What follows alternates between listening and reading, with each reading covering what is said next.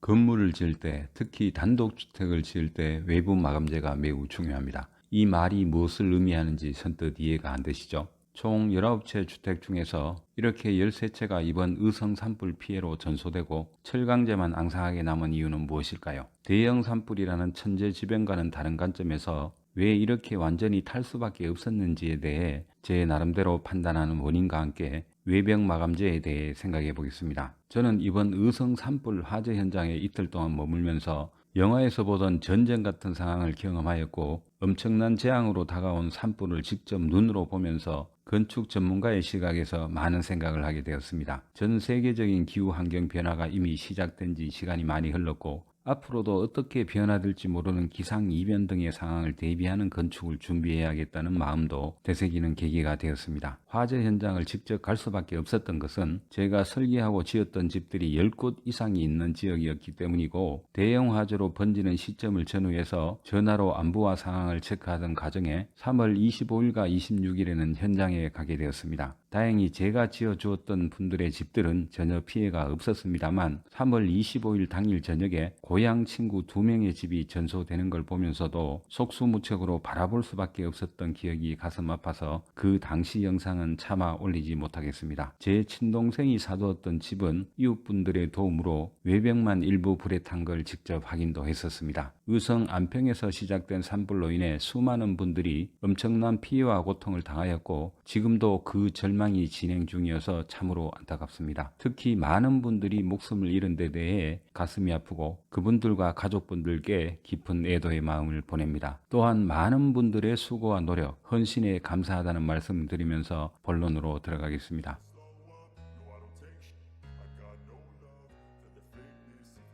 첫 번째로 생각해 볼 것은 왜 외단열을 해야 하는 걸까와 그 이유입니다. 건축 상담이 이루어진 후 현장 답사와 컨설팅이 진행되는 과정에서 모든 전반 사항에 대해 의견을 교환합니다. 집의 배치와 토목공사, 건축공사, 부대공사 등에 대해서는 제 의견과 견해에 대해 공감을 하며 만족을 하시지만, 때로는 외부 마감재에 대해서 다른 의견을 피력하며 고집하는 건축주님들이 가끔 계십니다. 예를 든다면 전망을 위해서 서쪽에도 창문을 크게 내어달라, 외벽 마감재는 스타코나 스타코플렉스를 해달라고 하는 것들이 있는데요. 저는 서쪽 방향의 창문은 통풍만 가능하도록 작게 설계를 하고 스타코 등의 외단열 마감은 거의 받아들이지 않습니다. 대신에 불연자재로 마감하는 것을 강권하고 있습니다. 재료 물성을 잘 이해하지 못하는 일반인이다 보니 어디에서 누군가의 지어진 집을 보고 마감이 좋더라, 멋있더라는 얘기들을 하십니다. 단독주택의 경우는 이 외단열을 하는 주 목적은 내단열이 부족하거나 단열층을 제대로 구성하지 못했을 때 사용하는 것인데요. 대략 20여 년 전부터 지어졌던 경량 목구조 주택이나 아연 냉강을 주 재료로 사용하는 스틸하우스에는 거의 외단열을 하는 트렌드였고, 외부 마감재가 스타코나 스타코플렉스가 세라믹 사이딩이 나오기 전까지 오랫동안 주류를 이뤄왔습니다. 그 당시 제가 판단하는 기준에서는 스터드 사이에 단열층을 형성해주는 인슐레이션이 지금과는 다르게 상대적으로 기능과 효과가 좋지 못함으로 인해 별도로 외단열을 하면서 거기에 스톤 같은 재질로 미적 요소를 가미하였고, 그걸 본 일반 건축주분들이 좋다, 멋있다라고 판단하셨을 거라고 생각됩니다.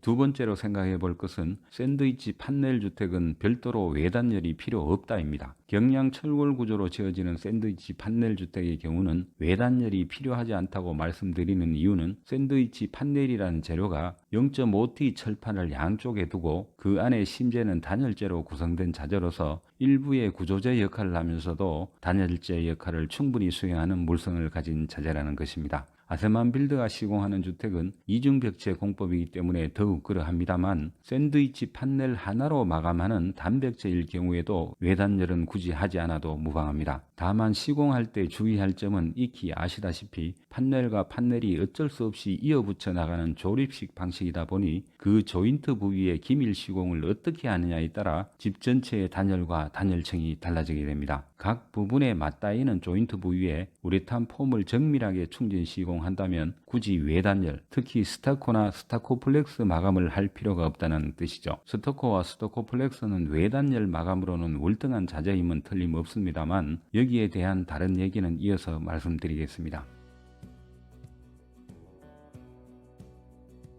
세 번째로 생각해 볼 것은 서두의 영상처럼 13채가 왜 전소되었을까입니다. 이 주택들의 구조체는 정확히는 모르겠습니다만 골조로 보아서는 아연 냉강을 주 재료로 지은 스틸하우스라고 판단되고 외부 마감은 스토커였습니다. 제가 드리고 싶은 얘기는 구조체를 말하는 것이 아니고 스토커 마감재 또한 말하는 것이 아닐 뿐더러 그 구조체나 마감재의 잘못은 하나도 없다는 점을 밝힙니다. 다만 몇 가지로 생각해 볼 수 있는 경우의 수는 외부 마감재를 어떻게 제대로 했느냐에 대한 얘기입니다. 첫 번째 항목에서 언급했던 내용을 다시 말씀드리면 어떤 건축주분은 외부 마감재를 스토커나 스토커플렉스로 해달라는 요구가 있었다는 얘기인데요. 방금 두 번째로 말씀드린 것처럼 경량철골 샌드위치 판넬 주택의 경우는 과유불급이라고 하겠습니다. 요즘은 드라이비트나 미장스톤 마감은 아주 드물게 볼 수 있습니다만 스토커나 스토커플렉스 마감은 정석 시공만 한다면 단열에 있어서 월등한 외단열 시공법입니다. 영상을 시작하면서 말씀드린 단독주택을 지을 때 마감재가 중요하다고 했었는데요. 내용은 이렇습니다. 이 외단열 마감에 사용되는 단열재는 강극공사와 사극공사에 따라 다르고 면적과 층수에 따라 다른데 관공서나 학교 같은 건물과 3층 이상의 건물일 경우에는 외단열 마감의 단열재는 준불연 이상 등급의 단열재 사용이 의무화되었습니다. 그러나 우리가 짓는 단독주택인 전원주택은 단층이거나 2층 주택이기 때문에 단열재는 하얀색의 일반 EPS 단열재를 사용하고 있습니다. 물론 EPS를 사용한다고 해서 전소된 주택들처럼 불이 붙을 확률이 많다는 것이 아니라 바로 정석 시공이라는 말로 대신하겠는데요. 꼭 외단열을 하시려면 EPS 단열재 대신 자재 비용이 다소 상승하더라도 준불연 단열재로 시공하시길 권해드립니다. 단열재가 드러나거나 탈락이 되는 것은 단열재 부착과 스토커 마감을 하는 데 있어서 문제가 발생하는 시공을 했다는 반증입니다. 최초 시공 시 벽체를 깨끗하게 청소하지 않았거나 단열재를 고정시킬 때 정해진 적정 간격마다 몰탈 떡밥이나 하스너, 메시망을 제대로 부착하지 않았을 때 발생합니다. 그리고 중요한 것은 두께를 규정보다 얇게 마감을 했을 때 화자 발생률이 높다고 하겠습니다. 여기에는 닭과 계란처럼 건축주와 저가 시공업자들의 몫이 조합이 되었다고 볼 수 있는데요. 건축주의 몫이라는 것은 무조건 싼 견적을 선택한다는 것으로 유추해 볼 수 있습니다. 이런 분들의 행동은 여러 가지 방향에서 생각을 해보면 집 짓는 모든 행위 자체를 싼 것으로만 선택하고서는 집을 다 짓고 나서 춥다, 덥다, 하자투성이라고 불평불만을 늘어놓는 부류들이 아닌가 싶습니다. 원인이 어디에서 비롯되었는 것인지 다시 한번 생각해 볼 필요가 있습니다. 그리고 또 다른 한편에 있는 실력과 능력이 부족함에도 계약만을 위해 저가 견적을 들이미는 일부 업자들의 몫과 역할이 크다고 하겠습니다. 저가 견적으로 계약을 했으니 정상 시공은 엄두도 못 낼 것이고 실력 또한 없으니 제대로 시공하지 못할 수밖에 없고 이런 업자들로 인해서 올바른 건축인들이 도매급으로 평가절하를 받게 되고 정상적인 업체들이 도태되고 있는 현실이 아쉬운 대목입니다.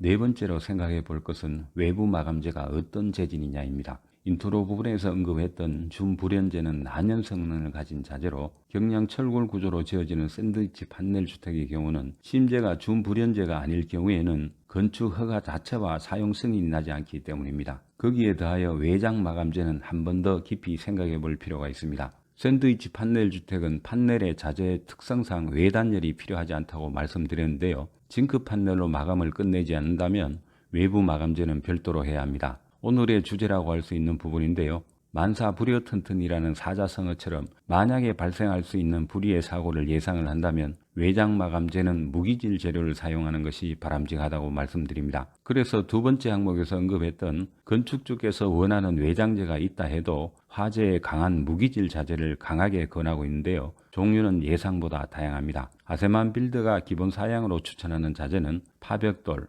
롱브릭 타일, 세라믹 사이딩 등의 무기질 재료가 있는데요.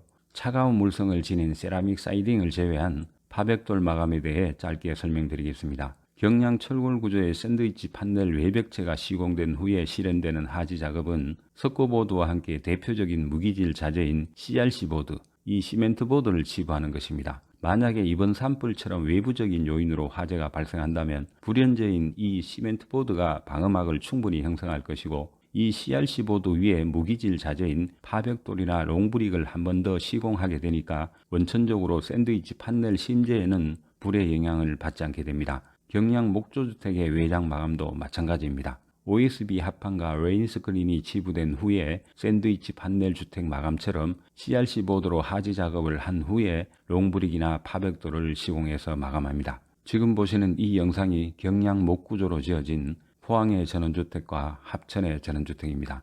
여러분들의 생각은 어떠십니까?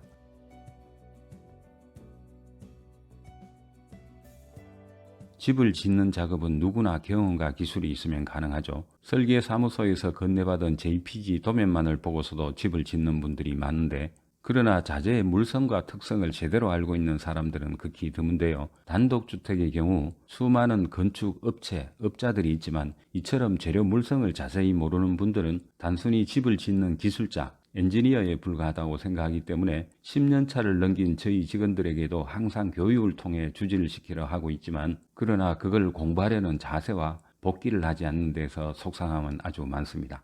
건축주님들, 집을 짓고자 하시는 예비 건축주분들께 한마디 드리고 싶은데요. 코비드19인 코로나로 인해서 건축 자재비와 노무비, 장비대 등등이 엄청나게 올라서 집을 짓는 데 있어서 부담이 많은 건 몇 년 동안 피부로 느끼고 있습니다. 그러나 집이라는 것은 한번 지어지면 수정하기가 힘들고, 또한 엄청난 자금이 투입되는 과정의 결과물에서 상시 거주하며 생활해야 하는 공간이기 때문에 어느 것 하나 쉽게 간과하거나 소홀하게 생각해서는 안 될 것입니다. 그래서 건축 전문가의 조언이나 컨설팅이 필요하다고 말씀드리고 싶습니다. 제가 항상 강조하는 말을 다시 한번 해보겠습니다. 하나는 싸고 좋은 집은 없다. 둘은 견적에 따라 집의 품질과 완성도는 하늘과 땅 차이다. 셋은 저렴한, 직설적으로 말해서 싸게 집을 지으려 한다는 것은 결국 싸구려 집을 지으려는 얄팍한 말장난에 불과하지 않는다는 얘기입니다. 성실하고 실력을 겸비한 책임감 있는 업체라는 가정하에 적정한 비용을 들여서 제대로 지어야 아주 큰 목돈이 들어가는 집 짓기를 실패하지 않을 수 있다는 얘기로 기결시키겠습니다. 오늘 주제에 대한 결론입니다. 집을 짓는 데 있어서 어느 것 하나 중요하지 않은 것이 없습니다. 외부 마감을 외단열로 생각하셨다면 정석대로 시공하는 업체를 선정해서 제값을 주고 제대로 공사를 한다면 마감면의 탄성은 충분히 유지하는 가운데 영상에서 본 내용처럼 스토커가 깨어지거나 화재로 인해 단열재까지 불이 전도되는 일은 발생하지 않을 것이라는 말로 이 영상을 마치겠습니다. 다음 영상은 이번 화재 현장에서 보고 느낀 두 번째 얘기, 스프링클러 설치와 불길을 막아주는 저지선을 만들 필요가 있다는 내용으로 찾아뵙겠습니다. 지금까지 아세만 빌드의 아름다운 세상 만들기였습니다. 감사합니다.